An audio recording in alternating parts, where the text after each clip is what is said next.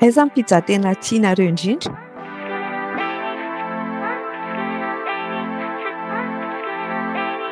Andramnareo ho hitinay ao amin'ny Pizza Factory anisan'ny tena tianay be satria mahavoky be ny pizza an'zareo. Eo Andramomena eo no misy anazy.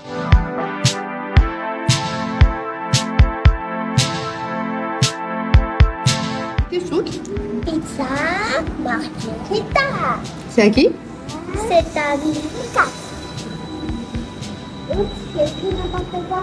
Ça, on est chez Pizza Factory. C'est les vacances. Donc, aujourd'hui, on va faire le meilleur jour en famille. Parce que aujourd'hui, c'est le seul temps libre qu'on peut faire tout ce qu'on veut. En plus, on a ramené plein d'activités. Tu vas venir regarder, il y a des échecs maintenant. Tiens, là. Je l'ai écrit. Alors ça.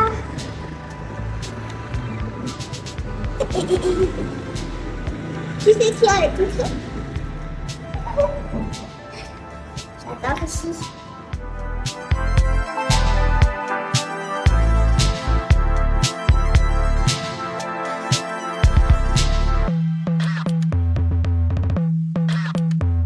Dia manana rice box zay koa zareo Dia tia frito au fromage.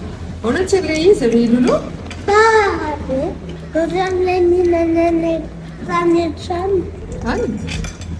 C'est vraiment de ça. Une alternative jamais. Attends. Tout fait les poulets de la dernière fois. Ça c'est bien, c'est caramélisé. C'est délicieux. En dégustation les loulous. Merci. Là, tu pizza quel thème moi? Ça c'est pizza, c'est fromage.